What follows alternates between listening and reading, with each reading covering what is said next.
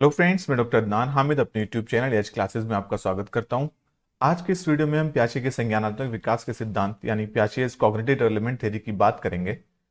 इस क्लास में हम थ्योरेटिकल डिस्कशन करेंगे, उनकी चारों स्टेजेस और क्या क्या इंपॉर्टेंट फैक्टर्स, उन्होंने 4 फैक्टर्स जो इंपॉर्टेंट दिए हैं उनके बारे में डिस्कस करेंगे। कुछ टर्म्स जैसे स्कीमा, एडाप्टेशन, इन चीज़ों के बारे में हम डिस्कस करेंगे। इसके बाद हम जो आपके प्रीवियस ईयर्स में जो क्वेश्चंस पूछे गए हैं उनको हम डिस्कस करेंगे। तो हमारी वीडियो को एंड तक देखें। आइए चलते हैं हम थ्योरी की तरफ।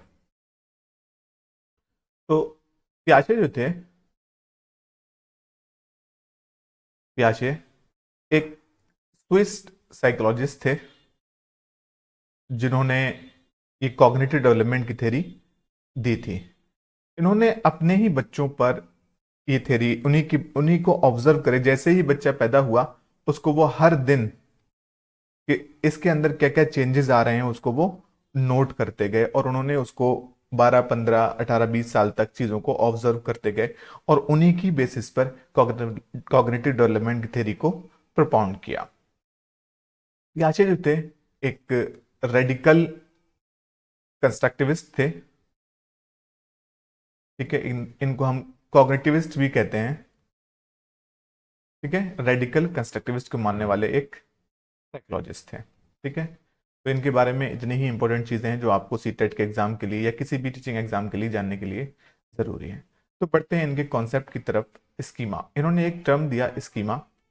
इन्होंने स्कीमा को कहा कि ये स्कीमा जो होते हैं हमारे माइंड में किसी भी चीज का एक मेंटल रिप्रेजेंटेशन है।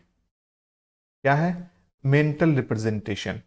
जैसे अगर मैं कहूं मोबाइल, ठीक है, तो हमारे माइंड में जो मोबाइल की एक पिक्चर है, जो मोबाइल के जो फीचर्स हैं, पिक्चर जो आई या जो है इसके फीचर्स, कोई भी चीज आए तो उसको हम किस तरीके से हमने मोबाइल के कॉन्सेप्ट को अपने माइंड में रखा हुआ है, ये एक मोबाइल का स्कीमा हुआ। ठीक है, कि जिस तरीके से जब बच्चा पैदा होता है तो उसके अंदर कुछ चीजें होती हैं, जैसे सकिंग हुआ और देखना हुआ, कुछ कुछ रिफ्लेक्सेस मौजूद होते हैं, तो वो स्कीमास जो हैं जब वो पैदा हुआ तो वो उसके अंदर मौजूद है। जैसे कि अगर हम कहें कोई हमने मोबाइल खरीदा या लैपटॉप खरीदा, तो जो उसके अंदर इनबिल्ट एप्लीकेशंस होती हैं उन्हीं को हम स्कीमा कहते हैं। और जैसे जैसे बच्चा बड़ा होता चला जाता है वो अपनी स्कीमाज में मॉडिफिकेशन करता चला जाता है, और जैसे जैसे वो इंटरेक्ट करता है समाज के साथ, इन्वायरमेंट के साथ, हर एक चीज वो जैसे किसी चीज के साथ इंटरेक्ट करेगा उसका एक स्कीमा अपने माइंड में बना लेगा, और स्कीमाज में मॉडिफिकेशन चलता रहता है। उसको हम आगे अभी देखेंगे कि किस तरीके से चलता है। ठीक है, एक उन्होंने और नाम दिया एसिमिलेशन। देखिए, एक दिया उन्होंने एकोमोडेशन और दिया एक एडाप्टेशन। इन तीनों को समझते हैं ये है क्या। एसिमिलेशन, आपने देखा होगा कि जब हम किसी छोटे बच्चे को कोई भी टॉय या कोई भी चीज देते हैं तो वो उसे अपने मुंह में लेता है। ठीक है, अपने मुंह में लेगा या जो है उसको चूसने लगेगा, कोई चीज करने लगेगा।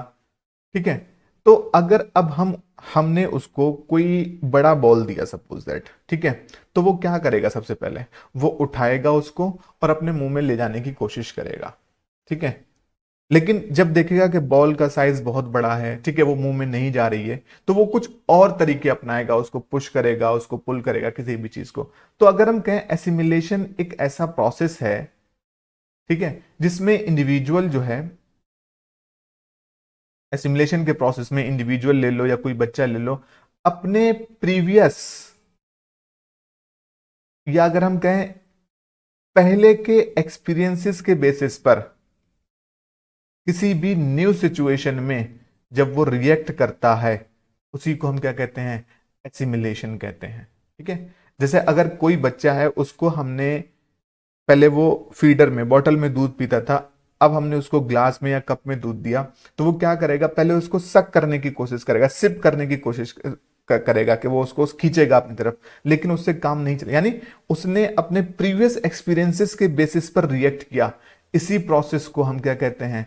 इसी प्रोसेस को हम एसिमिलेशन कहते हैं। लेकिन जब हमारा पिछला वाला आइडिया, पिछले वाले एक्सपीरियंसेस नए जो कोई चीज है उसमें काम नहीं आते हैं, तो हम कुछ न्यू तरीके से अपने बिहेवियर को कुछ मॉडिफिकेशन करने की कोशिश करते हैं, कुछ नए तरीके से। जैसे कि मैंने एग्जांपल दिया, अब बॉल जो है मुंह में नहीं जा रही है, कोई भी चीज है उसको अगर नहीं करता, तो अब बच्चा क्या करेगा, उस बॉल को पुश करेगा या पुल करेगा, उसमें कुछ और करने की कोशिश करेगा। इसी जब और करने की कोशिश यानी मॉडिफिकेशन, कि हम जब किसी भी सिचुएशन में होते हैं और अपने प्रीवियस एक्सपीरियंसेस के बेसिस पर रिएक्ट करके देखते हैं, काम नहीं चल पाता है और कुछ नए तरीके सोचते हैं, इसी प्रोसेस को हम क्या कहते हैं, अकोमोडेशन कहते हैं। इसको और अच्छे तरीके से समझते हैं, जब आप किसी नए सिचुएशंस में, नए माहौल में जाते हैं, या जब आपने फॉर एग्जांपल एडमिशन लिया, आप बीए कंप्लीट करके, बीएससी कंप्लीट करके बीएड में आए या बीटीसी में आए या किसी और कोर्स में आए, तो टीचर कहता है नहीं अब पहले जैसे काम नहीं चलेगा, अब आपको ज़्यादा मेहनत करनी पड़ेगी, नई चीज़ों को सीखना करना पड़ेगा वहाँ पे। अब बीएससी बीएड में आपको टीचिंग प्रैक्टिस भी करना पड़ेगी, ये चीज़ें करना पड़ेंगी। तो जब पहले वाली चीज़ों से काम नहीं चलता है, जब हम अपने बिहेवियर में इन चीज़ों को, उस चीज़ को दूसरे तरीके से करते हैं, तो इसी प्रोसेस को हम क्या कहते हैं, अकोमोडेशन कहते हैं।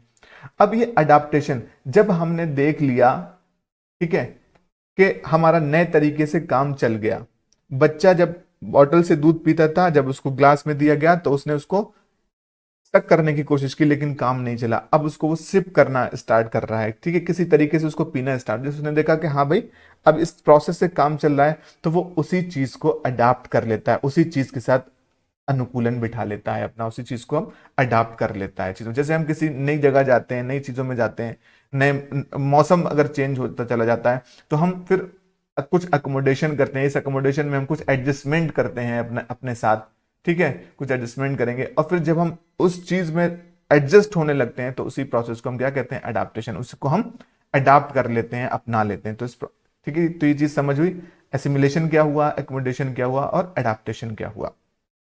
यानी जब हम किसी भी चीज में, किसी न्यू सिचुएशन में, जब हम प्रीवियस जो अपना एक्सपीरियंसेस हैं उस तरीके से जब रिएक्ट करते हैं, तो उसको हम एसिमिलेशन कहते हैं। लेकिन अकोमोडेशन में हम, जब हमारा काम प्रीवियस एक्सपीरियंसेस के बेसिस पे नहीं चलता है, तो हम उसमें कुछ नई चीजें जोड़ते हैं, कुछ मॉडिफिकेशन करते हैं, इस प्रोसेस को हम अकोमोडेशन कहते हैं। और अडाप्टेशन मीन्स जब हम उस चीज को अपना लेते हैं। तो अडाप्टेशन के लिए, अडाप्टेशन में इन दोनों चीजें लगती हैं, एसिमिलेशन भी होता है किसी चीज को अडाप्ट करने के लिए, और अकोमोडेशन भी होता है, ठीक है।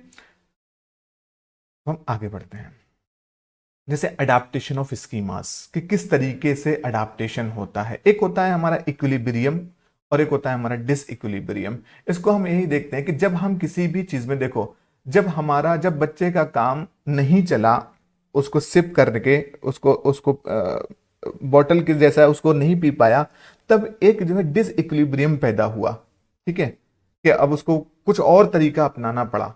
जब उसने बहुत सारे तरीके अपनाए, तो उसमें से कुछ एक तरीका काम कर गया, अब वो उसको सिप करके पीने लगा, तो वो फिर से इक्विलिब्रियम की पोजीशन में आ गया, ठीक है। तो अगर वो कोई भी इंडिविजुअल है, कुछ अकोमोडेशन करके अपने अपने बिहेवियर में, अपने चीजों में, अपने तरीके में कुछ मॉडिफिकेशन करके जब इन्वायरमेंट के साथ एडजस्ट कर लेता है, तो इसी प्रोसेस को हम क्या कहते हैं, इक्विलिब्रिएशन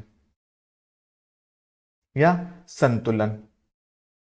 और जब वो एडजस्टमेंट करके, मॉडिफिकेशन करके चीजों में नहीं कर पाता है, एडजस्ट नहीं कर पाता है, बहुत सारे बच्चे ऐसे होते हैं कि जैसे कहीं गए, पढ़ने के लिए गए और कहा कि वापस चले आए, तो कोई पूछता है कि क्यों चले आए वापस, वहां का खाना अच्छा नहीं था, वहां का हॉस्टल्स अच्छा नहीं था, वहां का एनवायरमेंट अच्छा नहीं था। यानी इसका मतलब क्या है कि वो अपने एनवायरमेंट के साथ एडजस्ट नहीं कर पाए। तो एक चीज, एक कंडीशन होती है जिसको हम कहते हैं डिसइक्विलिब्रेशन या असंतुलन, उसको हम कहते हैं, ठीक है।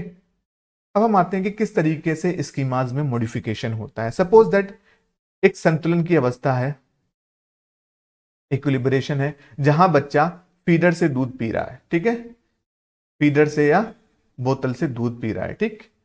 अब उसको उसकी मां ने ग्लास में या कप में दूध दिया, ठीक है। जब ग्लास में या कप में दूध दिया, तो वो अब क्या करेगा, उसको जैसे फीडर से पीता था उसी तरीके से पीने की कोशिश करेगा, अपने प्रीवियस एक्सपीरियंसेस के बेसिस पर रिएक्ट करेगा, ठीक है। अब जब फीडर में पीने का तरीका और कप और ग्लास में पीने का तरीका अलग होता है, तो एक डिसइक्विलिब्रियम, यानी बच्चा जो है ना हो सकता है रोने लगे या कुछ और तरीके, एक डिसइक्विलिब्रियम, एक असंतुलन पैदा होगा, ठीक है, एक असंतुलन पैदा होगा कि उसको वो नहीं पी पाएगा। फिर वो क्या करेगा, जिस तरीके से जो पी रहा है, जो दूध पी रहा है, उसमें कुछ मॉडिफिकेशंस करेगा, अपने दूध पीने के तरीके में कुछ मॉडिफिकेशंस करेगा। अब उन मॉडिफिकेशंस में वो उसको फिर सिप करना स्टार्ट करेगा। जब वो सिप करना स्टार्ट करेगा तब वो दूध फिर से उसके मुंह में और पेट में जाने लगेगा, तो फिर से वो उस चीज को क्या कर लेगा, अडाप्ट कर लेगा, उस चीज को क्या कर लेगा, उस मेथड को, उस तरीके को अडाप्ट कर लेगा, और फिर से वो एक इक्विलिब्रेशन, यानी वो अब जो है दूध को बोतल से पीना और कप से और मग से और जग से और ग्लास से, इन सबसे भी पीना सीख जाता है। तो फिर से वो इक्विलिब्रेशन की जो है कंडीशन में आ जाता है। इसी को हम कहते हैं अडाप्टेशन ऑफ स्कीमास, के उसने एक और मेथड को अपने अंदर अडाप्ट कर लिया। तो इस समझ में आई बात, अडाप्टेशन ऑफ स्कीमास की। अब हम बात करते हैं स्टेजेस की, कि कौन कौन सी स्टेजेस हैं प्याशे ने जो दी थी। प्याशे ने 4 स्टेजेस दी थी। जो पहली जो स्टेज थी इनकी, वो थी सेंसरी मोटर स्टेज, जो 0 से 2 साल तक के लिए थी, इसको हम कहते हैं संवेदी गामक। नेक्स्ट जो इनकी स्टेज थी वो थी प्री ऑपरेशनल स्टेज, जो कि चलती है 2 से 7 साल तक, इसको हम पूर्व क्रियात्मक अवस्था भी कहते हैं। नेक्स्ट जो थी इनकी थर्ड जो थी वो थी कॉन्क्रीट ऑपरेशनल स्टेज, मूर्त संक्रियात्मक अवस्था। और फोर्थ जो थी फॉर्मल ऑपरेशनल स्टेज, जो कि बच्चे की 11 से, जब बच्चा 11 साल और उससे अबव का हो जाए, जिसको हम हिंदी में कहते हैं औपचारिक संक्रियात्मक अवस्था। इनको अब हम डिटेल में इनकी क्या क्या फीचर्स थे इन स्टेजेस के, उनको हम डिस्कस करेंगे। जो पहली जो स्टेज है वो है सेंसरी मोटर स्टेज, जो 0 से 2 साल तक चलती है, इसको हम संवेदी गामक अवस्था कहते हैं। इसमें जब बच्चा पैदा होता है, तो देखिए बच्चा जब पैदा होता है तो उसको कुछ इंस्टिंक्ट, कुछ रिफ्लेक्सेस इनके साथ पैदा होता है। जैसे वो हर चीज को, आप उसको अपनी उंगली देंगे या कोई भी चीज देंगे तो वो उसको सक करना स्टार्ट कर देगा, आपको देखेगा, लुकिंग करेगा, रीचिंग और ग्रास्पिंग चीजों को पकड़ेगा और वहां तक पहुंचेगा। तो ये जो है कुछ फीचर्स होते हैं, कुछ कैरेक्टरिस्टिक्स होती हैं 0 से 2 साल। स्पेशली ये चीजें जो चलती हैं वो 0 से 6 मंथ तक की, ये जो चीजें होती हैं अनकोऑर्डिनेटेड रिफ्लेक्सेस होते हैं, इनके बीच कोई कोऑर्डिनेशन नहीं होता है, ठीक है। जो सबसे इंपॉर्टेंट जो करेक्टरिस्टिक्स है इस स्टेज की वो है ऑब्जेक्ट परमानेंस, यानी वस्तु स्थायित्व। आपने देखा होगा कि जब कोई बच्चा 8-10 महीने का होता है और उसको अगर आप कोई चीज देते हैं और आपको वो चीज उससे लेना, सपोज दैट आपने उसको मोबाइल दिया, अब आपको वो मोबाइल चाहिए लेकिन बच्चा दे नहीं रहा है, ठीक। तो आपने क्या किया, उस बच्चे से मोबाइल लिया और उसको अपना हाथ इधर उधर किया और थोड़ा सा पीछे कर रख लिया और कहा कि भाई मोबाइल को जो है चिड़िया ले गई या बंदर ले गया, कोई भी चीज ले गई। तो बच्चा क्या करता है, ठीक है, हाँ, यानी वो चीज उसके लिए, अब जो चीज भी उसके नजर के सामने नहीं है तो वो समझता है कि वो एग्जिस्ट ही नहीं करती है। ये मैं बात कर रहा हूं 8 से 10 मंथ के बच्चे की, ठीक। लेकिन अगर वो बच्चा वहीं 18 से 24 मंथ का हो जाता है, अगर आप उससे मोबाइल या कोई भी चीज लेंगे और कहेंगे कि चिड़िया ले गई या बंदर ले गया, ठीक, और आपने उसको अपने पीछे छिपा रखा है, तो वो घूमता हुआ पीछे आ जाएगा और कहेगा नहीं ये है। यानी बच्चा इस स्टेज पे समझ जाता है कि जो चीज मेरी नजर के सामने नहीं है वो चीज भी एग्जिस्ट करती है। इस स्टेज पे क्या है, आउट ऑफ साइट, वो कहेगा डज नॉट एग्जिस्ट, बट यहां पर आउट ऑफ साइट भी चीजें एग्जिस्ट करती हैं।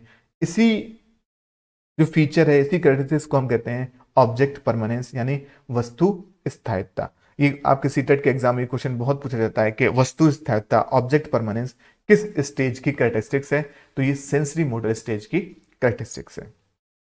अब हम बढ़ते हैं अपनी नेक्स्ट स्टेज की तरफ, जो क्या है हमारी प्री ऑपरेशनल स्टेज, जो चलती है 2 से 7 साल तक, जिसको हम कहते हैं पूर्व क्रियात्मक अवस्था। ये सबसे इंपॉर्टेंट स्टेज है सीटेट के एग्जामिनेशन के लिए। यहां से 1 से 2 क्वेश्चन जरूर बनता है, तो इसको बहुत ही ध्यान से सुनना है। तो सबसे पहली जो इसकी कैरेक्टरिस्टिक्स है वो है mistakes in identification in concept formation. जब बच्चा 2 से 4 साल तक का होता है तो वो चीजों को आइडेंटिफाई नहीं कर पाता है, कुछ कॉन्सेप्ट को वो फॉर्म नहीं कर पाता है। उसके उसको अगर कहोगे कि सारी फीमेल जो होंगी ना, सारी फीमेल को वो मम्मी कहेगा, ठीक, सारे मेल को वो पापा कहेगा। या अगर किसी ने बता दिया चाचा कि ये तुम्हारे चाचा हैं, तो अगर कोई भी मेल आएगा तो वो उसको चाचा कहेगा। या कोई भी फीमेल आएगी, अगर आपने उसको बता दिया कि तुम्हारी ये बुआ है, तो वो सबको बुआ ही कहेगा। यानी वो कॉन्सेप्ट फॉर्मेशन उसका करेक्टली नहीं होता है। नेक्स्ट हमारी इसमें स्टेज आती है सिंबॉलिक रिप्रेजेंटेशन, यानी सांकेतिक प्रतिनिधिकरण। बच्चा जो होता है इस स्टेज पर चीजों को नाम नहीं ले पाएगा, वो आपको समझाएगा नहीं ऐसा नहीं, ऐसा होता है, इतना बड़ा होता है, ये होता है, वो होता है। तो चीजों को सिंबॉलिक फॉर्म में बच्चा रिप्रेजेंट करता है, उसको जो है शब्दों से और उन चीजों से बयान नहीं कर पाता है। नेक्स्ट हमारा इसमें आता है ट्रांसडक्टिव रीजनिंग। यहां पर बच्चे की जो रीजनिंग होती है, जो जो तर्क जिन चीजों पे बच्चा देता है, वो ट्रांसडक्टिव होती है। यानी हम कह सकते हैं इसको एकदम इलॉजिकल बच्चा सोचता है, इलॉजिकल थिंकिंग होती है बच्चे की। यानी अगर आपने कह दिया कि ये एक भैंस है, ठीक है, इसके 4 पैर हैं, ठीक, एक बड़ी सी पूंछ है और एक मुंह है, इस तरीके से कोई भैंस है, तो वो अब कोई भी जानवर देखेगा इस तरीके का कि जो बड़ा सा है, 4 पैर हैं, तो वो कहेगा ये भैंस है या ये गाय है, ठीक है। ये आपने कह दिया ये कैट है, तो वो हर चीज को कैट ही बताएगा, चाहे कुत्ते को भी कैट बताएगा या कैट को भी कुत्ता बताएगा। तो उसके जो इलॉजिकल, वो कोई मतलब जो उसकी रीजनिंग होगी, जो तर्क जिन बातों पे करेगा, वो एकदम भी इलॉजिकल होंगे, ठीक। नेक्स्ट जो इसमें सबसे इंपॉर्टेंट जो चीज पूछी जाती है आपके एग्जाम में, वो है एनिमिज्म, यानी जीववाद।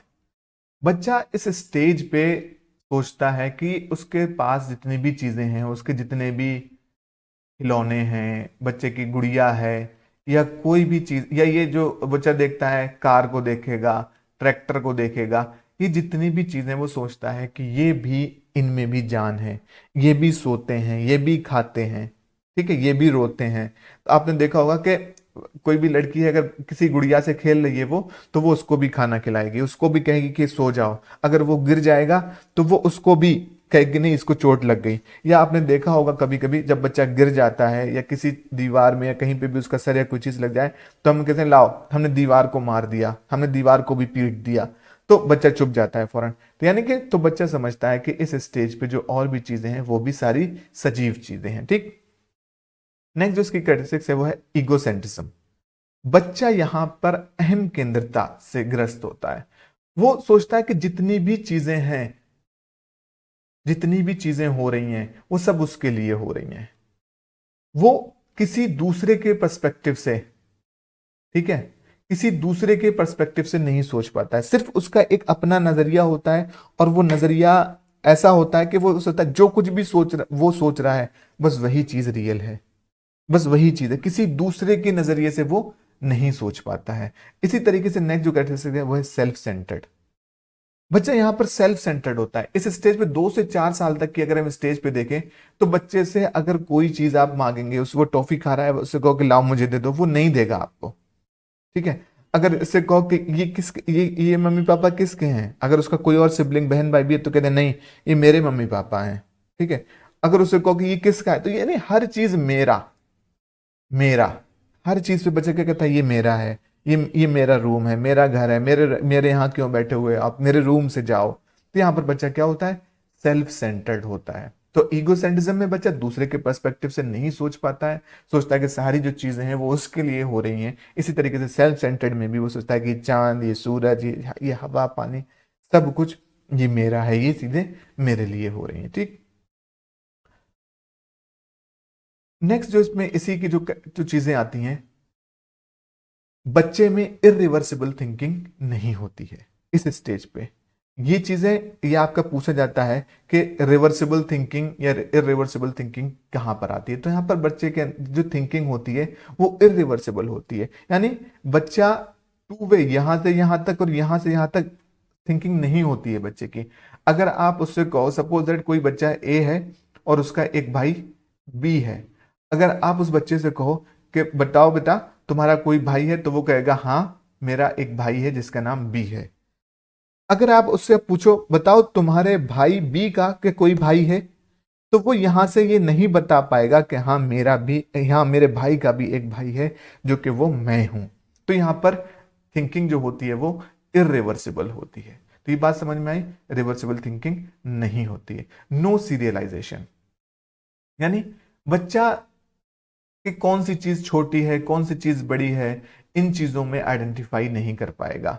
मतलब अगर आप उससे कहो कि इन प्लेट्स को आप इस तरीके से छोटे बड़े के चीजों में लगा दो, तो वो नहीं लगा पाता है। आपने देखा होगा बच्चों के कुछ खिलौने भी इस तरीके से आते हैं, फर्स्ट क्राई के अगर आप खिलौनों को देखें जो एक ब्रांड है, तो वो क्या कहते हैं इस तरीके से कुछ क्यूब बनाते हैं, इस तरीके से बच्चा उन पे लगाता चला जाता है। तो यहाँ पर क्या सीरियलाइजेशन और वही चीजें यहाँ पर बच्चे के अंदर डेवलप कराते हैं वो। तो यानी कि वो सीरियलाइजेशन बच्चे के अंदर वो असेंडिंग और डिसेंडिंग ऑर्डर में चीजों को नहीं लगा सकता है इस स्टेज पे। नेक्स्ट जो स्टेज आती है इसमें हमारी कि नो कंजर्वेशन, बच्चा कंजर्व नहीं कर पाता है इन टर्म्स ऑफ नंबर और इन टर्म्स ऑफ क्वांटिटी।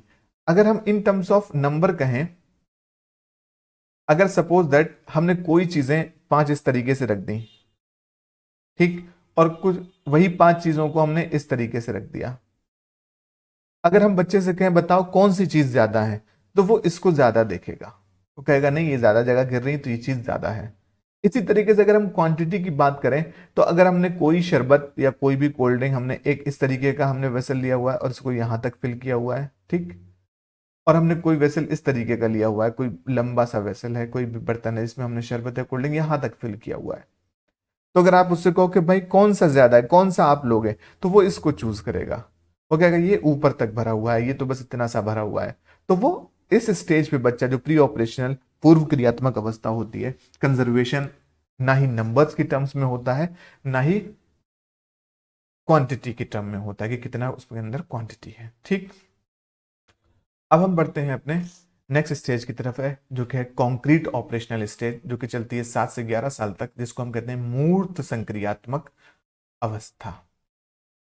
देखो जो चीजें उस स्टेज पे नहीं थी, यानी कि 3 चीजें उस स्टेज पे नहीं थी, वो इस स्टेज पे बच्चे के अंदर, जब बच्चा 7 साल का होता है तो वो आ जाती है। Conservation in terms of number and quantity, अगर आप अब इस तरीके से 5 रखोगे और इस तरीके से 5 रखोगे, तो वो कहेगा नहीं दोनों बराबर ही हैं। आप इस तरीके से बर्तन लोगे या इस तरीके से बर्तन लोगे, तो वो बता देगा कि नहीं भाई इसमें ज्यादा है क्योंकि ये चौड़ा है, इसमें डेप्थ ज्यादा है। अब चीजों को वो असेंडिंग और डिसेंडिंग में लगा सकता है।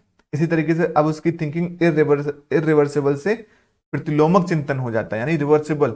उससे कहोगे हाँ मेरा एक भाई बी है और उसका भाई मैं ए हूं, उस चीजों को बताता चला जाता है। उसकी जो थिंकिंग जो होती है वो अब लॉजिकल हो जाती है। पहले जो ट्रांसडक्टिव थी, इलॉजिकल थिंकिंग थी, वो बदल जाती है लॉजिकल थिंकिंग में। वो डिडक्टिव और इंडक्टिव रीजनिंग यानी निगमनात्मक और आगमनात्मक चीजों से चीजों को देखने लगता है।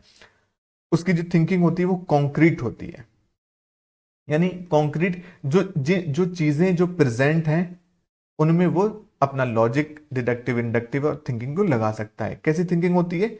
मूर्त चिंतन वो कर सकता है। लेकिन इस स्टेज पे एब्स्ट्रैक्ट थिंकिंग नहीं होती, यानी बच्चा अमूर्त चिंतन नहीं कर सकता, यानी जो चीज प्रेजेंट है आइडियाज की फॉर्म में बच्चा नहीं सोच सकता है। एक तो ये थी हमारी कॉन्क्रीट ऑपरेशनल स्टेज। नेक्स्ट हम बात करते हैं फॉर्मल ऑपरेशनल स्टेज की, जिसको हम कहते हैं औपचारिक संक्रियात्मक अवस्था। इसमें बच्चा 11 साल और उससे बड़ा जो भी बच्चा होगा वो फॉर्मल ऑपरेशनल स्टेज में आएगा। इसमें बच्चा हाइपोथेटिको डिडक्टिव यानी परिकल्पनात्मक निगमनात्मक तर्क करने लगता है।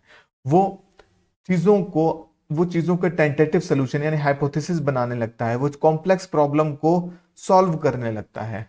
और वो अब इस स्टेज पे अमूर्त चिंतन यानी अब्स्ट्रैक्ट थिंकिंग को भी करने लगता है। जो चीजें प्रेजेंट नहीं है, कॉन्क्रीट फॉर्म में नहीं है, वो उन चीजों पर भी चिंतन करने लगता है। यहां पर फुल फ्लैश डेवलपमेंट हो जाता है बच्चे का, full flash development, cognitive development हो जाता है। यहां से बच्चा हर तरीके की प्रॉब्लम को सॉल्व करने लगता है, वह चीजों को एनालिसिस करने लगेगा, सिंथेसिस करने लगेगा चीजों की, और अमूर्त चिंतन भी करने लगेगा। तो ये थी पूरी चारों स्टेजेस जो प्याशे ने अपने कॉग्निटिव डेवलपमेंट की थ्योरी को दिया था। प्याशे ने 4 इंपॉर्टेंट फैक्टर्स बताए थे कि किसी भी इंडिविजुअल, किसी भी बच्चे के कॉग्निटिव डेवलपमेंट के लिए 4 बहुत ही इंपॉर्टेंट फैक्टर हैं। उन्होंने कहा था एक्टिविटी या एक्सपीरियंसेस, कि बच्चा जितनी ज्यादा एक्टिविटीज में इन्वॉल्व होगा, बच्चे का कॉग्निटिव डेवलपमेंट उतना ही अच्छा, उतना ही फास्ट होगा। बच्चे के जो प्रीवियस एक्सपीरियंसेस हैं उन्हीं की बेसिस पर वो एसिमिलेट करेगा, चीजों को अडाप्ट करेगा, अडाप्टेशन का प्रोसेस चलेगा। और उन्होंने कहा, सेकंड कहा मैचुरेशन, कि जैसे जैसे बच्चा बड़ा होता चला जाता है, यानी 0 से 2, 2 से 7, 7 से 11, जैसे जैसे बच्चे के अंदर मैचुरेशन आता है, परिपक्वता आती जाती है, उसका कॉग्निटिव डेवलपमेंट होता चला जाता है। और दूसरा उन्होंने कहा कि सोशल इंटरेक्शन, जैसे जैसे बच्चा अपने समाज के साथ इंटरेक्ट करता है, सामाजिक संपर्क बनाता है, उसका कॉग्निटिव डेवलपमेंट होता चला जाता है। उन्होंने फिर एक और बात कही, इक्विलिब्रेशन यानी संतुलन की बात कही, कि जब कोई भी इंडिविजुअल एसिमुलेट करता है, फिर अडाप्टेशन और अकोमोडेशन के प्रोसेस से होकर गुजरता है, तो वो एक अवस्था में आ जाता है जिसको हम संतुलन की अवस्था यानी इक्विलिब्रेशन की अवस्था कहते हैं, जो कि बहुत ही ज्यादा जरूरी है इक्विलिब्रेशन की अवस्था में आना। क्योंकि अगर किसी भी इंडिविजुअल का प्रॉपर डेवलपमेंट होना है, अपने इन्वायरमेंट के साथ एडजस्ट होना है, तो तभी वो कर पाएगा जब वो इक्विलिब्रेशन की स्टेट में होगा। अगर वो डिसइक्विलिब्रियम की स्टेट में होगा तो उसका कॉग्निटिव डेवलपमेंट, कॉग्निटिव विकास अच्छे तरीके से नहीं हो सकता। तो ये था पूरा हमारा थ्योरेटिकल एस्पेक्ट पियाजे के कॉग्निटिव डेवलपमेंट थ्योरी के बारे में। अब हम चलते हैं अपने क्वेश्चंस की तरफ। पहला क्वेश्चन है, पियाजे के अनुसार इनमें से कौन सा कारक संज्ञानात्मक विकास में महत्वपूर्ण भूमिका नहीं निभाते हैं। देखिए, जब भी कोई नहीं वाला ऑप्शन आए तो उसको आप पहले से ही सर्किल कर लीजिए। अकॉर्डिंग टू जीन पियाजे, which of these factor does not play an important role in cognitive development. Does not play, not को सर्किल कर लीजिए।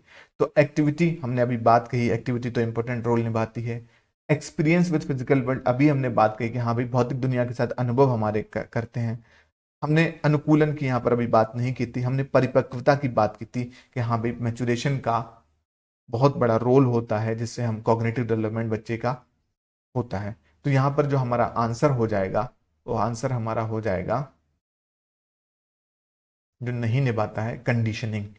कंडीशनिंग की बात, स्टिमुलस और रिस्पॉन्स में कंडीशनिंग की बात बिहेवियरिस्टिक साइकोलॉजिस्ट करते हैं। हमने अभी पढ़ा था कि जीन पियाजे जो हैं एक कंस्ट्रक्टिविस्ट को मानने वाले हैं, रचनावादी एक साइकोलॉजिस्ट हैं। तो कंडीशनिंग की बात बिहेवियरिस्टिक लोग करते हैं। तो इसका आंसर क्या हो जाएगा, सी, इसका अनुकूलन करेक्ट आंसर हो जाएगा। खाली जगह का प्रयोग पियाजे द्वारा संज्ञानात्मक मानसिक अवधारणाओं के वर्णन के लिए किया गया है। पाड़, स्कैफोल्डिंग, स्कैफोल्डिंग की बात वाइगोस्की करते हैं। अगर आपने मेरे वाइगोस्की का वीडियो नहीं देखा है तो आप प्लेलिस्ट में जाके वाइगोस्की का मैंने थ्योरेटिकल पूरा लेक्चर लिया हुआ है, प्लस क्वेश्चंस भी लगाए हुए हैं। स्कैफोल्डिंग कहते हैं एक तरीके की हेल्प को, कि अगर सपोज दैट आपके सीटेट के एग्जाम में 80 मार्क्स आ रहे हैं और आपने फिर एएच क्लासेस को देखना स्टार्ट किया, फिर आपने 90 प्लस मार्क्स ले आए, तो जो आपको जो हेल्प दी गई 80 से 90 प्लस तक पहुंचने के लिए, इसी हेल्प को वाइगोस्की ने स्कैफोल्डिंग कहा है, जिसको हम पाड़ भी कहते हैं या फिर मचान भी कहते हैं, या एक और नया टर्म आया है, इसको हम आलंबन भी कहते हैं। ठीक, ऑब्जेक्ट परमानेंस एक अलग कॉन्सेप्ट था जो अभी हमने देखा। जोन ऑफ प्रॉक्सिमल डेवलपमेंट, जो ये जोन हुआ 80 से 90 के बीच का जो जोन हुआ, इसी को वाइगोस्की ने जोन ऑफ प्रॉक्सिमल डेवलपमेंट का यानी समीपवर्ती विकास का क्षेत्र कहा। लेकिन अगर हम स्कीमा को देखें, स्कीमा को उन्होंने पियाजे ने कहा था कि मानसिक अवधारणाओं का वर्णन है, यानी संज्ञानात्मक मानसिक अवधारणाओं, कि हम किसी भी चीज का जो अपने दिमाग में, अपने माइंड में जिस तरीके से उसको सेव करते हैं, उसी को उन्होंने क्या कहा था, स्कीमा कहा था। तो हमारा इसका करेक्ट आंसर हो जाएगा सी आंसर, यानी स्कीमा इसका आंसर हो जाएगा। ठीक है, तो मैं देता हूं सी आंसर हमारा करेक्ट आंसर है। बढ़ते हैं नेक्स्ट क्वेश्चन की तरफ। जीन पियाजे के अनुसार निम्नलिखित में से अनुकूलन के भाग कौन से हैं। अकॉर्डिंग टू जीन पियाजे, which of the following are the parts of the adaptation. हमने देखा था कि अडाप्टेशन के लिए दो चीजें होती हैं, एक एसिमिलेट यानी कि इंडिविजुअल अपने प्रीवियस एक्सपीरियंसेस के बेसिस पर रिएक्ट करता है, जब उससे काम नहीं चलता है तो वो कुछ नए प्रोसेस, नई चीजों को करने की कोशिश करता है, नए तरीके से करता है। इसी प्रोसेस को हमने क्या कहा था, अकोमोडेशन कहा था, यानी समायोजन और समावेशन, यानी तो दोनों इसके फर्स्ट और सेकंड इसका करेक्ट आंसर हो जाएगा। इसके फोल्डिंग और कंडीशनिंग अभी हमने देखी क्या होता है, इसको हम बाद में चर्चा करेंगे। नेक्स्ट क्वेश्चन है हमारा, बच्चों में संज्ञानात्मक विकास को सुसाधित करने के लिए जीन प्याचे को महत्व देते हैं जबकि वाइगोस्की को महत्व देते हैं। To facilitate cognitive development in children, Jean पियाजे gave importance to, Vygotsky emphasized. देखिए, पहला है हमारा एक्टिविटी लैंग्वेज, यानी क्रियाएं करने और भाषा, भाषा या क्रियाएं करने, रिवार्ड पनिशमेंट या पनिशमेंट एंड रिवार्ड। देखिए, पनिशमेंट और रिवार्ड की बात ना तो वाइगोस्की करते हैं ना ही प्याशे करते हैं, दोनों ही कंस्ट्रक्टिव अप्रोच को मानने वाले साइकोलॉजिस्ट हैं। रिवार्ड और पनिशमेंट की बात बिहेवियरिस्टिक यानी व्यवहारवादी साइकोलॉजिस्ट करते हैं। तो देखिए, प्याशे ने, जब हमने सबसे पहले पढ़ा था कि 4 इंपॉर्टेंट फैक्टर्स में, तो एक्टिविटी को इंपॉर्टेंस दिया था, जबकि वाइगोस्की लैंग्वेज को इंपॉर्टेंस देते हैं। तो हमारा करेक्ट आंसर हो जाएगा क्रियाएं करने और भाषा यानी लैंग्वेज। नेक्स्ट हमारा ऑप्शन है, अगर हम यहीं पे उल्टा हो जाता कि वाइगोस्की किसको करते हैं, लैंग्वेज को, और ये इसको, अगर हम इसको रिप्लेस कर दें कि यहां पर ये कर दें, ये कर दें, तो ये आंसर हो जाता है हमारा। ठीक है, तो लेकिन इस कंडीशन में हमारा आंसर ए ऑप्शन हमारा करेक्ट होगा। ठीक है,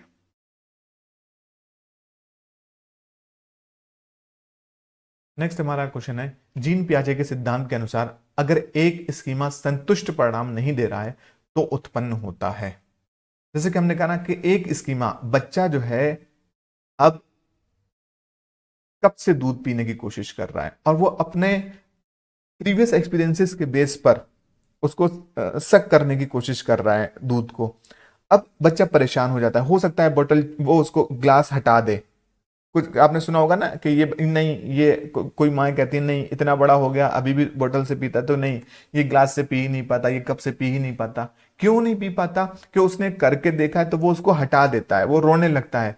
तो ये किस तरीके की कंडीशन होती है? ये एक डिसइक्विलिब्रेशन यानी असंतुलन की कंडीशन होती है। तो उत्पन्न होता है, क्या उत्पन्न होता है? डिसइक्विलिब्रेशन और एक असंतुलन उत्पन्न होता है। तो हमारा बी ऑप्शन इसका करेक्ट आंसर हो जाएगा। नेक्स्ट हम बात करते हैं कि प्रतीकों के निर्माण एवं उपयोग करने की क्षमता खाली जगह की एक प्रमुख उपलब्धि है। The ability to form and use symbols, symbolic representation in a major accomplishment of. Symbolic representation में हमने पढ़ा था प्री ऑपरेशनल स्टेज में सिंबॉलिक रिप्रेजेंटेशन होता है। Choose the correctly matched pair of Piagetian cognitive stage and its defining characteristics. निम्नलिखित में से कौन सा मिलान पियाजे के संज्ञानात्मक चरण और उसको परिभाषित करने वाली विशेषता को सही ढंग से दर्शाता है? प्री ऑपरेशनल स्टेज, पूर्व संक्रियात्मक अवस्था, जीववाद ये होता है, हमने पढ़ा था प्री ऑपरेशनल स्टेज में जो उसकी डॉल है, जो उसके और खिलौने हैं, वो भी सोचता है कि ये सोते हैं, खाते हैं, पीते हैं। Sensory motor stage, symbolic thought, symbolic thought जो होता है वो प्री ऑपरेशनल में होता है, तो ये आंसर नहीं होगा। कॉन्क्रीट ऑपरेशनल में डिफर्ड इमिटेशन नहीं होता, ये भी प्री ऑपरेशनल का है। फॉर्मल ऑपरेशनल में सेंट्रेशन, फॉर्मल में नहीं बल्कि ये भी सेंट्रेशन या सेल्फ सेंटर्ड या ईगो सेंट्रिज्म, ये सारी की सारी चीजें प्री ऑपरेशनल में होती हैं। तो हमारा करेक्ट आंसर जो हो जाएगा वो हो जाएगा पूर्व संक्रियात्मक अवस्था में जीववाद की होता है। ठीक, जीन प्याजे के संज्ञानात्मक विकास के सिद्धांत के अनुसार निम्नलिखित में से कौन सी अवधारणा 3 से 6 वर्ष की आयु वाले बच्चों को सिखानी चाहिए? In accordance to Jean Piagetian theory of cognitive development, which of the following concept should be taught to children in the age group of 3 to 6 children? देखिए, इस तरीके के क्वेश्चन को करने की सबसे इजी ट्रिक है, 3 to 6 की स्टेज अगर हम देखें प्याजे में तो कौन सी स्टेज है? प्री ऑपरेशनल स्टेज है, यानी पूर्व संक्रियात्मक अवस्था है। तो अब अगर हम उस स्टेज को देखें तो इस स्टेज में कंजर्वेशन तो होता ही नहीं है, तो सिखाने की जरूरत नहीं, सीरियलाइजेशन भी नहीं होता है, लॉजिकल एप्लीकेशंस भी नहीं होती हैं। तो क्या चीज होता है? 3 to 6 में सिंबॉलिक रिप्रेजेंटेशन होता है, सांकेतिक प्रतिनिधिकरण, यानी बच्चा इस स्टेज में जो चीजें होती हैं उनको बताता है कि नहीं इसको, वो ऐसा था, ऐसा था, इस तरीके से सिंबॉलिक फॉर्म में चीजों को रिप्रेजेंट करता है। तो हम बच्चे को सिंबॉलिक ट्रेनिंग यहां पर देंगे। ठीक है, इसका आंसर सही हो जाएगा सी। बढ़ते हैं नेक्स्ट क्वेश्चन की तरफ। किस चरण में बच्चों की तर्कशीलता समस्या को एक ही पहलू से प्रत्यक्ष दिखाई देने वाली अनुभूति पर सीमित होती है? एक ही पहलू, मैंने कहा था कि बच्चा जो होता है सामने वाले के पर्सपेक्टिव से, उसके पहलू से सोच ही नहीं पाता है। Children's reasoning in stage is limited with focus on one perceptual dimension of the problem. Formal conventional में बिल्कुल नहीं होती है, फॉर्मल में प्री ऑपरेशनल कॉन्क्रीट में भी नहीं होती है, फॉर्मल अमूर्त, ये जो है औपचारिक पारंपरिक थोड़ा सा ऑप्शन में हो गए हैं, लेकिन ये जो स्टेज है वो होती है जिसको हमने कहा था सेल्फ सेंटर्ड, या हमने कहा था ईगो सेंट्रिज्म, ठीक है, या सेंट्रेशन, ये तीनों चीजें इसमें आ जाएंगी। ठीक है, तो ये प्री ऑपरेशनल की एक ऐसी स्टेज होती है जिसमें बच्चा किसी दूसरे के पर्सपेक्टिव से, दूसरे के नजरिए से सोच ही नहीं पाता है। नेक्स्ट क्वेश्चन है हमारा, जीन प्याजे के सिद्धांत के अनुसार किस चरण में बच्चे प्रतीकात्मक खेल करने में सक्षम हो जाते हैं? प्रतीकात्मक खेल, सिंबॉलिक, परंतु उनकी सोच मूर्त वस्तुओं तक सीमित होती है बजाय अमूर्तता के। देखिए आपको ये क्वेश्चन जो है वो, ये लाइन, एज पर जीन पैशन theory at which state do children become more skills at symbolic play. आपने ये देखा सिंबॉलिक प्ले और आप प्री ऑपरेशनल स्टेज लगा देंगे इसका आंसर। ठीक है, लेकिन एक नई जो इसमें बात जोड़ी गई है वो ये, yet to continue to think in concrete manner but not in abstraction. ये चीज देख के जल्दबाजी में बच्चा लगा देगा नहीं ये प्री ऑपरेशनल थी, ठीक है, और वो एकदम गलत आंसर हो जाए। क्यों? इसमें अगली बात कही गई, yet to continue to think in a concrete manner but not in abstraction. हमने पढ़ा था कि बच्चे मूर्त थिंकिंग, मूर्त चिंतन करने लगते हैं लेकिन अमूर्त चिंतन नहीं कर पाते हैं। वो थी हमारी कॉन्क्रीट ऑपरेशनल स्टेज। कौन सी थी हमारी? वो कॉन्क्रीट ऑपरेशनल थी जिसको हम कहते हैं मूर्त संक्रियात्मक अवस्था। तो ये जो लाइन है ना कि बच्चे सिंबॉलिकली, आपको कंफ्यूज करने के, यहाँ पे मोर स्किल वर्ड यूज हुआ है, सिर्फ स्किल नहीं बल्कि मोर स्किल वर्ड यूज हुआ है, इसलिए इसका आंसर हो जाएगा कॉन्क्रीट ऑपरेशनल स्टेज। नेक्स्ट है हमारा, जीन पियाजे के संज्ञानात्मक विकास के सिद्धांत के अनुसार किस अवस्था में अधिकांश बच्चे संक्रियाओं पर क्रियाएं करने लगते हैं और उनमें परिकल्पनात्मक निगमनात्मक सोच विकसित हो जाती है? According to Jean Piaget theory of cognitive development, at which stage most children can operate on operation and develop hypothetico-deductive thinking, परिकल्पनात्मक, जहां आप देखें कि hypothetico-deductive thinking बच्चे में आ गई है तो वो आपकी फॉर्मल यानी औपचारिक संक्रियात्मक अवस्था उसका करेक्ट आंसर हो जाएगा। जीन पियाजे के संज्ञानात्मक सिद्धांत के अनुसार किस चरण पर बच्चे जटिल समस्याओं के समाधान में तर्क का इस्तेमाल करने में सक्षम हो जाते हैं? ऐसे अगर आप जहां पर भी देखें कि बच्चे कॉम्प्लेक्स प्रॉब्लम को सॉल्व करने लगे हैं with the help of the logic, वो एक प्रॉपर लॉजिक दे रहे हैं, तो वो भी हमारी फॉर्मल ऑपरेशनल स्टेज की कंडीशंस होती है। तो इसका आंसर भी फॉर्मल ऑपरेशनल स्टेज हो जाएगा। जीन पियाजे के संज्ञानात्मक विकास के सिद्धांत के अनुसार किस चरण पर अधिकतर बच्चे दूसरों की दृष्टिकोण को समझने में विशेषता कठिनाई महसूस करते हैं? देखिए वही क्वेश्चन है जो अभी हमने देखा था कि किस स्टेज पर बच्चे दूसरों का पर्सपेक्टिव नहीं समझ पाते या कठिनाई महसूस करते हैं, तो वो हमारी कौन सी थी? प्री ऑपरेशनल स्टेज थी, जो कि अभी अभी हमने पिछला क्वेश्चन किया है कि eight which stage do most children particularly face difficulty understanding the point of view of another person, another person का पॉइंट ऑफ व्यू नहीं समझ पाते, प्री ऑपरेशनल या पूर्व संज्ञानात्मक अवस्था कहलाती है। जीन पियाजे के संज्ञानात्मक विकास के सिद्धांत के अनुसार अधिकतर बच्चे किस स्तर पर सामाजिक मुद्दों और न्याय के प्रति समझ स्थापित कर लेते हैं? अकॉर्डिंग टू जीन पियाजे theory of cognitive development, at which stage most children develop concern about social issues and justice. आपने रेयरली ही कोई बच्चा देखा हो जो 10 से छोटे साल का है, 10 से कम साल का है और वो सामाजिक मुद्दों पर और इन पर चर्चा कर रहा हो। जनरली आपने देखा होगा कि वो बच्चा 11 से अबव का है। तो 11 से अबव की अगर हम बात करें तो हमारी वो स्टेज आती है फॉर्मल ऑपरेशनल स्टेज। ठीक है, तो बच्चे जो होते हैं सोशल इश्यूज और सोशल जस्टिस पे बात फॉर्मल ऑपरेशनल स्टेज में आने के बाद स्टार्ट करते हैं। नेक्स्ट क्वेश्चन है, जीन पियाजे के सिद्धांत की एक प्रमुख आलोचना उनके द्वारा दिया गया विचार है। क्या विचार है वो? कि बच्चे सक्रिय प्राणी हैं। इसका रीजन है बच्चे सूचना को निष्क्रिय रूप से ग्रहण करना सीखते हैं। देखिए बच्चे सक्रिय प्राणी हैं, इस पर उनकी आलोचना नहीं हुई थी, बल्कि ये तो उनकी थियरी का मेन पॉइंट है कि चिल्ड्रंस आर एक्टिव बीइंग, कि वो क्रिया करके कुछ एक्टिव बीइंग से सीखते हैं।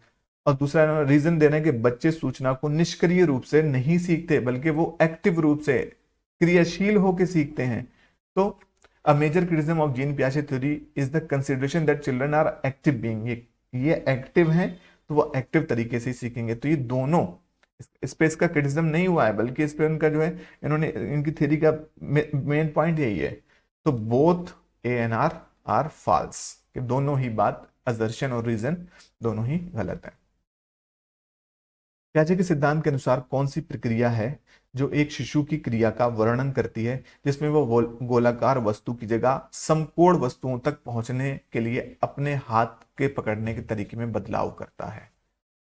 In Piaget theory, what process describe an infant's action when she changes the way she hold her hand as she reaches to round object as opposed to square ones? हमने कहा था कि जब एक तरीके से काम नहीं चलता तो वो दूसरे तरीके को अपनाता चला जाता है बच्चा।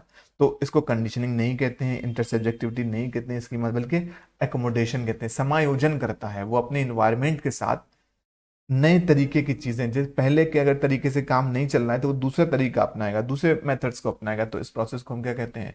समायोजन या अकोमोडेशन कहते हैं। देखिए, अगर आपको ये हमारा चैनल पे हमारे जो डिस्कशंस हैं अच्छे लग रहे हैं तो हमारी वीडियो को दूसरे दोस्तों, अपने दोस्तों के साथ शेयर करें, हमारे चैनल को सब्सक्राइब करें। नेक्स्ट इस वीडियोस के बाद मैं और भी टॉपिक्स पे इसी तरीके से पैराथेटिकल डिस्कशन करने वाला हूँ, फिर उनसे रिलेटेड बहुत इंपॉर्टेंट क्वेश्चंस को लेने वाला हूँ।